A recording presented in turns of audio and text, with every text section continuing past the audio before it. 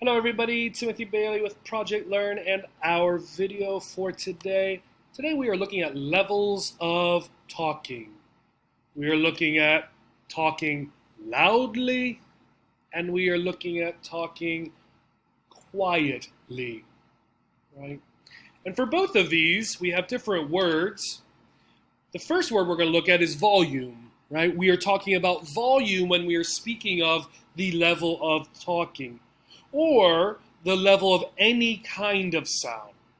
We are focused on talking and speaking. However, volume also goes for your music or your TV show as well.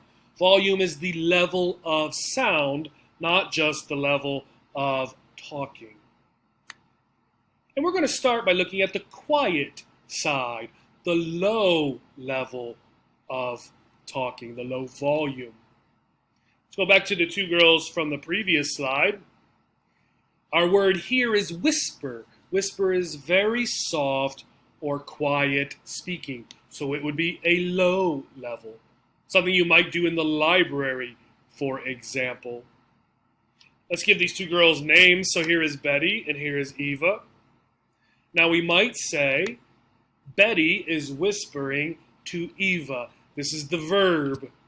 So then who is doing the verb? Betty is doing the verb here. We might also say that Betty is speaking to Eva in a whisper. So here you can see the article. You can see we already have the verb, so is speaking. So this is a noun form of whisper. Right? So both of them, all about very soft or quiet speaking. Either doing that or something that is a quiet speaking, right? Words that are spoken quietly. Here we have an audience, and we're going to look at three words also about talking quietly. Now, they may be listed as synonyms for whisper in the dictionary or thesaurus, but they're not always the same. There are some slight differences that we want to look at. And we're going to look at murmur first. So murmur is often related to a large group of people. Murmur is a low sound or low talking, particularly or often among a large group of people. Okay? Let's look at a sentence. There was a murmur among those in the audience until the speaker went on stage. So imagine the speaker is waiting up front to go on the stage. The speaker can hear this low talking among a large group of people, the audience. But when people murmur, you're not able to really tell what people are saying, you just hear this talking. So a murmur is related to, again, low talking and typically a large group of people. Okay? Now this man is speaking, but we cannot understand what he's saying. There are no words or sentences. So we're looking at mumble and mutter. Both of these are related to not being able to understand what is said, but for a different reason, right, than murmur. Murmur is typically not understood because there's so many people talking at the same time in a low level of voice, a low volume. Mumble and mutter are typically one person, but still not understood.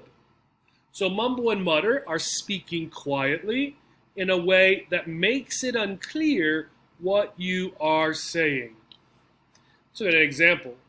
Because she is nervous, she mumbles when she talks. So for many people learning another language, if they're nervous, they often do not speak loud enough, and their words are not clearly expressed. They're not enunciated well. That causes mumbling, right? And let's look at an example. I have a video here with an example for us. Hi, I'm Patrick Munoz, author of Accent American. Mumbling. Are you a mumbler? What is mumbling? Mumbling is when you can't really be understood. You don't talk very clearly. Well, are you? Did you understand what he said? No, right? So the words were not coming clearly out of his mouth. He was not enunciating them. They were jumbled all together, kind of like this here, right? So mumbling, quiet, low talking, also not enunciating the words clearly. Mutter, right? Imagine a boy saying this to his mother or father, right, who told him, right, to clean his room. I don't have to clean my room, the boy muttered under his breath. Now I said it clearly, right? The boy would say something like, right? Could you understand me? Probably not very well, right? So muttering is speaking, again, low in volume, not enunciating or making the words clear, and often not opening your mouth fully, which is part of enunciating. So the words get blocked by your lips. Okay, muttered. Let's look now at our higher volume words. Okay, and we have more of these than we do for the quiet words. And again, they're often listed as the same. You can see this is from thesaurus.com. So they're listed as synonyms for scream, which is a loud word. But they're not always the same. So we're going to look at some slight differences among them. And these first two words are often related to animals in some way. So we have a puppy here, and we're looking at yelp. And then here we have a wolf, W-O-L-F, and we're looking at howl. The puppy yelped when she got a shot, right? So when the puppy got this shot, she yelped, right? Kind of, right, like this, right? Loud and higher pitched, higher in sound, right, for this one. Similarly, howl. Wolves howl at the moon, right? Howl, like this, right? If you know the word growl, which a dog will do when they're angry, howl is sort of like that. Only again, the pitch of it, right, is higher. So it's not so low, like it's higher in sound.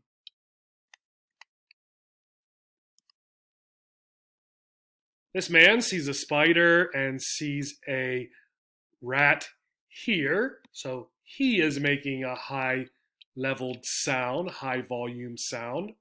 He might screech or he might shriek. Both of these sort of go together. And both of them are, to some degree, about fear of seeing something, either something that scares you or something gross that you don't like. And like howl and yelp, they are also of a higher pitch, right? So not low, but high, like that. Ah! A spider! He screeched.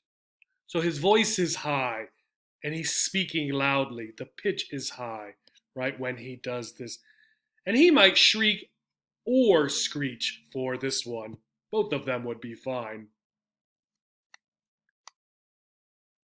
Here's some fans, some Chicago Cubs baseball fans watching a game. You can see they are excited. We have two words that go for this, yell and shout. Both of these are just speaking loudly.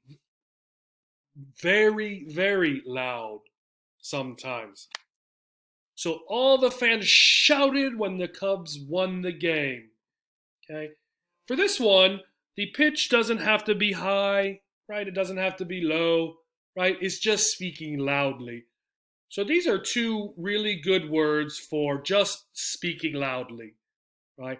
Not just speaking loudly, but really projecting your voice, right, out of you, okay? Not just raising the volume. Here's a monster, right? And we're looking at scream. Scream is often associated with things like seeing a monster, or on Halloween if you watch a scary movie or something. The little boy screamed when he saw the monster. Right? So really, sort of the same as yell or shout. Right? It's just often associated with something different, something scary. Right? But it doesn't have to be. We could scream for other reasons as well. Here's a man hiking. Imagine he has a friend down here somewhere, down the mountain a little bit farther. Not all the way down here, right? But down the mountain a little bit. We're looking at holler. I hollered at my friend down the mountain. So somewhere coming up the mountain, right, is this person's friend, my friend. Holler, really, a good synonym for shout, right, or yell, right? These are pretty neutral, right? They just mean speaking very loud, right? Projecting your voice out so that someone can hear you, or because you are very excited, right? It could be either or both. Here's our last one. So wail. Wail often has a particular meaning. You can see these two ladies are quite sad. If you look at my sentence, the mourners wailed for hours at the funeral. Wailing is often crying out loudly about something, such as when someone dies and you're at the funeral, right? Again, they are synonyms for scream, so it doesn't always have to be about loud, sad crying. It's just often that's what it's associated with. If you read enough literature and see enough examples, you'll see that we do use these at other times, but we also use them at very particular times. Here are a couple links with more words about level of speaking, volume, and just speaking in general, some of the vocabulary. I hope this was helpful. Next time you have to raise the volume of your voice to make yourself heard, or you see it in a movie or something, think about the word that might go with what you or the person speaking is doing. Thank you for listening, and have a great day.